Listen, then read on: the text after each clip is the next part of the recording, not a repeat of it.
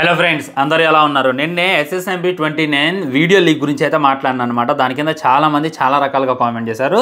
అది పక్క Thums Up add, అది పక్క మౌంటైన్ డ్యూ యాడ్, అది పక్క ఏదో యాడ్ని పట్టుకొని ఈ విధంగా ఎలా రుద్దుతున్నారు మీకు ఎక్కడ సిగ్గులేదు అని చెప్పి కూడా చాలామంది కామెంట్ చేశారు. నేను కూడా ఆలోచించిన, అరే బయట వాళ్ళు కాదు, మహేష్ బాబు ఫ్యాన్స్ అయితే ఇదేంది, ఇది సినిమాది కాదు, ఇది ఒక యాడ్ షూట్, ఒక థమ్స్అప్ యాడ్ అని చెప్పి అది కామెంట్ చేస్తున్నారని చెప్పి ఏదైతే అదేంది అని చెప్పి రిస్క్ చేసి ఇన్స్టాగ్రామ్లో పోస్ట్ చేసిన భయ్య. ఫస్ట్ ఏంటంటే యాడ్ మేకింగ్ వీడియో బయటకి రిలీజ్ అయినా కానీ వాళ్ళు కాపీరైట్ అయ్యారు. మీరు డైరెక్ట్గా ఇప్పుడు Thums Up add, Mountain Dew add ఉంది కదా, అది డైరెక్ట్గా తీసుకొచ్చి మీ యూట్యూబ్ ఛానల్లో పెట్టుకోండి, మీ ఇన్స్టాగ్రామ్లో పెట్టుకుంటే వాళ్ళు దాన్ని ఏం చేయరు, అలాగే ఉంచుతారు. ఎందుకంటే వాళ్ళకి కావాల్సింది పబ్లిసిటీ. సో నేను కూడా అదే ఆలోచించిన అనమాట. ఇది ఏ థమ్స్అప్ యాడో, ఇది ఏ మౌంటైన్ డ్యూ యాడో అయితే ఖచ్చితంగా వాళ్ళు కాపీరైట్ అయ్యారు, వాళ్ళు దాన్ని జోలికి కూడా రారు అని చెప్పి నేనైతే సైలెంట్గా ఉన్నా. డైరెక్ట్గా పోస్ట్ చేసిన అనమాట ఇన్స్టాగ్రామ్లో, ఏదైతే అదేంది అని చెప్పి పోస్ట్ చేసా. ఎగ్జాక్ట్లీ 12 గంటల్లో వీడియో అయితే డిలీట్ అయిపోయింది. యూట్యూబ్లో డిలీట్ అయింది అని అంటే కాపీరైట్ అయ్యొచ్చు, ఇన్స్టాగ్రామ్లో వీడియో కాపీరైట్ వచ్చి డిలీట్ కట్టమంటే మాటలు కాదనమాట.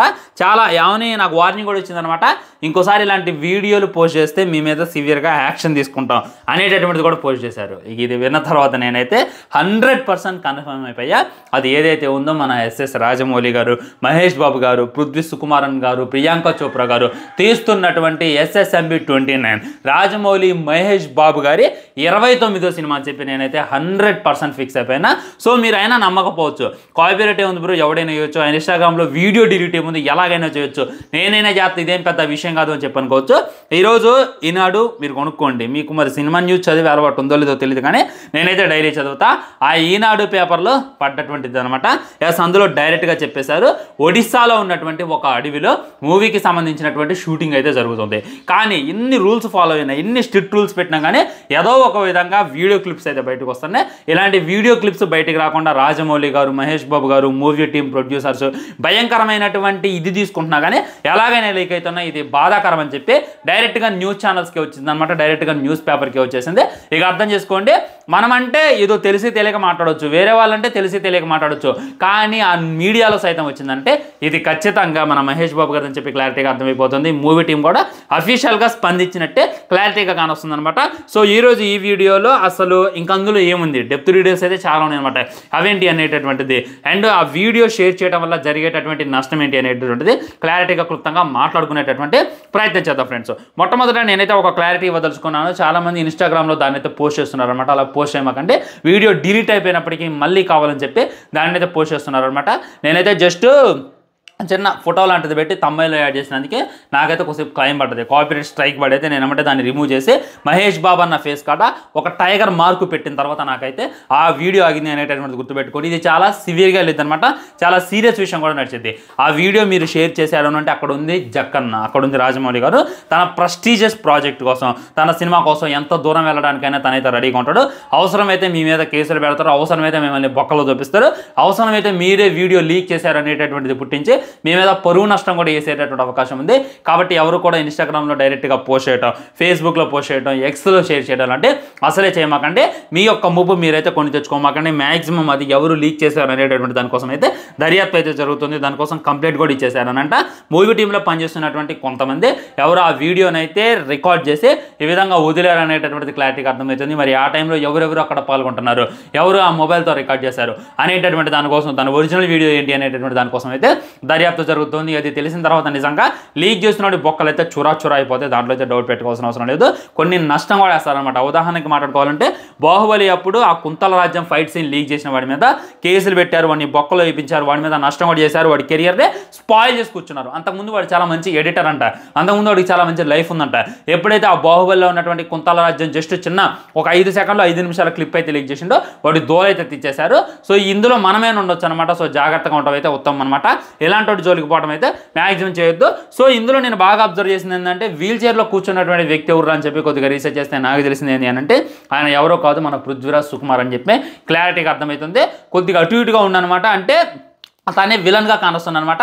ఇప్పుడు నేను ఏమనుకున్నా అంటే వీల్ చైర్లో ఉన్నటువంటి వ్యక్తి తన చుట్టమై ఉండొచ్చు, తన బంధువై ఉండొచ్చు, తన నాన్న అయి ఉండొచ్చు, తన బాబాయ్ ఉండొచ్చు అని చెప్పి నేను అనుకున్నా. కానీ కానే కాదు, తన విలన్, తన ఎనిమి అని చెప్పి క్లారిటీగా అర్థమవుతుంది. వెనక చూసుకున్నట్లయితే పోలీసులు తనని నెడుతున్నారనమాట.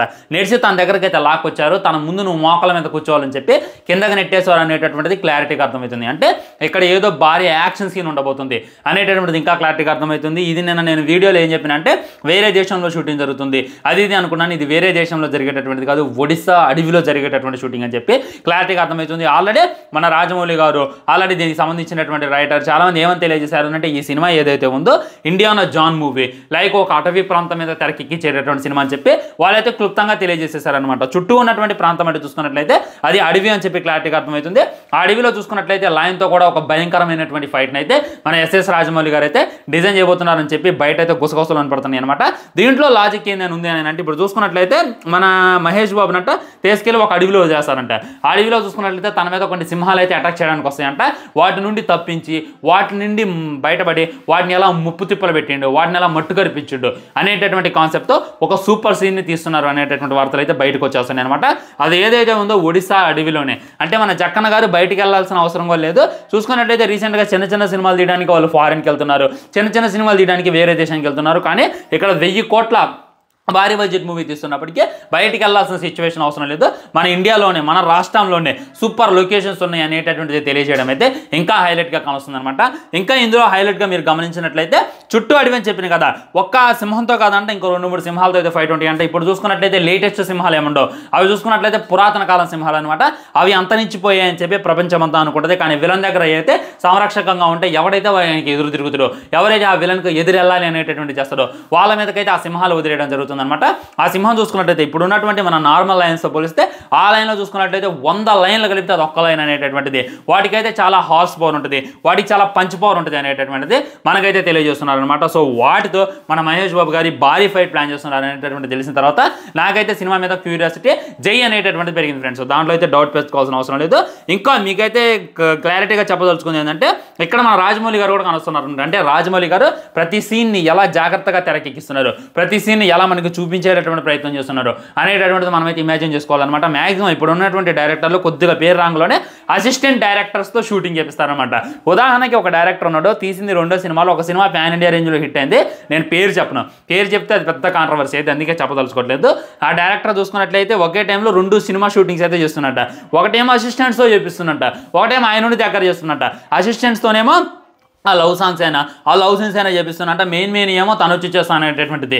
మనోడు తీసింది జస్ట్ 2 సినిమాలు. ఒక సినిమా అటు ఇటు ఆడింది, 2వ సినిమా బ్లాక్ బస్టర్ విజయం సాధించింది, 3వ సినిమాకి తనకైతే తలపోగరు ఎక్కేసింది అనమాట. ఈ విధంగా చేస్తుంది. కానీ మన రాజమౌళి గారు చూసుకున్నట్లయితే తను 10 సినిమాలు తీసినా 100 సినిమాలు తీసినా ఏ విధమైనటువంటి చిన్న సీన్ కావాలన్నా తను దగ్గరుండి చేస్తారు అనేటటువంటిది మనకైతే ఇంకా క్లారిటీగా క్లుప్తంగా తెలియజేయడం అనమాట. అండ్ ఈ సీన్ గురించి నేను ఆల్రెడీ డిస్కషన్ చేసిన అనమాట. మహేష్ బాబుని చూడడానికి అయితే 2 కళ్ళు అయితే సరిపోట్లా. ఆ వాక్ ఏంది, ఆ కూర్చునేటటువంటి విధానం ఏంది, ఆ లుక్ ఏంది, అంతా కూడా నెక్స్ట్ లెవెల్ నాకైతే సూపర్గా అనిపించింది అనమాట. ఇప్పటిదాకా మహేష్ బాబు కనపడింది ఒక లెక్క, ఇప్పుడు నుండి కనపడబోతుంది ఒక లెక్క. ఈ దెబ్బతో నేను చెప్తాను ఫ్రెండ్స్, రాజమౌళి గారిది మహేష్ బాబు గారి సినిమాకి మీరు డౌట్ పెట్టుకోవాల్సిన అవసరం లేదు. సినిమాకి 1000 కోట్లు బడ్జెట్ పెడుతున్నారంటే ఎట్టలేదన్నా కానీ 2000 కోట్లు కొట్టింది, ఇంకా గట్టిగా మాట్లాడితే 3000 కోట్లు కూడా కొట్టింది. కానీ తర్వాత ఏ విధమైనటువంటి సినిమాలు తెస్తాడో, తర్వాత ఉండేటటువంటి ప్రాజెక్ట్ ఏంటి అనేటటువంటిదే మ్యాటర్స్ అనమాట. సో ఇప్పుడు నార్మల్గా ఉన్నటువంటి మన మహేష్ బాబుని, ఓన్లీ తెలుగు రాష్ట్రాలకే పరిమితమైనటువంటి మన మహేష్ బాబుని, ఓన్లీ సంధ్య థియేటర్లోనే చూస్తున్నటువంటి మన మహేష్ బాబుని తీసుకెళ్లి ఇంటర్నేషనల్ లెవెల్లో, తీసుకెళ్లి హాలీవుడ్ లెవెల్లో, తీసుకెళ్లి హాలీవుడ్ జానర్లో అయితే ఆ మహేష్ బాబుని కూర్చోబెట్టడం జరిగింది. మరి అలాంటి సిచ్యువేషన్లో ఉన్నటువంటి మహేష్ బాబు మన తల ఎలా తీస్తాడు అనేటటువంటిది కాన్సెప్ట్ అనమాట. తర్వాత ఏ విధమైనటువంటి కాన్సెప్ట్ వస్తాడు, తర్వాత ఏ విధమైనటువంటి డైరెక్టర్తో వర్క్ చేస్తాడు అనేటటువంటిది అయితే మెయిన్ థీమ్ అని చెప్పుకోవచ్చు. మహేష్ బాబు చూసుకున్నట్లయితే ఒక సినిమా ఒప్పుకున్న తర్వాత నెక్స్ట్ ఇంకో సినిమాకే సైన్ చేసేవాడు. కానీ ఇప్పుడు చూసుకున్నట్లయితే ఒక సినిమా ఒప్పుకొని ఆ సినిమాకే పనిచేస్తానంటే ఇది ఇంకనైనా చాలా టైం పట్టేదని చెప్పి ఇంకా క్లారిటీగా అర్థమవుతుంది ఫ్రెండ్స్. మరి మీ కామెంట్ ఏంటి? మరి జాగ్రత్తగా ఉండండి. ఇంకా మెయిన్ విషయం చెప్పడం మర్చిపోయాను నేను. ఇప్పుడు చూసుకున్నట్లయితే ఊపిరి అనేటటువంటిది కూడా ట్రెండ్ అవుతుంది అనమాట. ఏ విధమైనటువంటి పిచ్ ఏదైతే ఉందో దీన్ని సోషల్ మీడియాలో బాగా వైరల్ చేస్తున్నారు. అంటే వీల్ చైర్లో కూర్చుంది మన సుకుమారన్ గారు, వీల్ చైర్ పట్టుకొని నడిపించేది మహేష్ బాబు, ఊపిరి అనేటటువంటి కాన్సెప్ట్ అట్నే వచ్చి చాలా మంది అయితే కామెంట్ చేస్తున్నారు. అట్లాంటిది ఏం లేదు, అక్కడ ఉన్న బ్రెయిన్ వేరు, అక్కడ ఉన్నటువంటి మాస్టర్ మైండ్ వేరు, దాన్ని ప్లాన్ చేసేది అయితే వేరు ఉంటుంది. ఉంటా మరి బాయ్. ఛానల్ని సబ్స్క్రైబ్ చేయండి, వీడియో లైక్ చేయండి, వీళ్ళని షేర్ చేయండి. వందే మాత్రం జై హింద్.